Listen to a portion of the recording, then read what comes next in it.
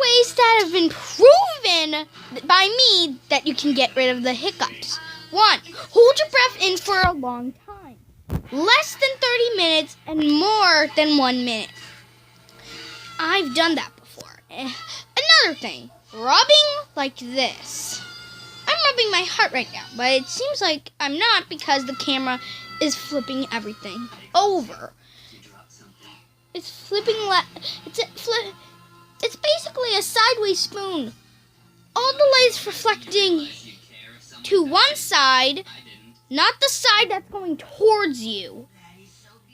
It's going to the opposite side. The same thing happens to the side, but it goes here. So I'm actually rubbing my heart and do it soothingly while getting a drink.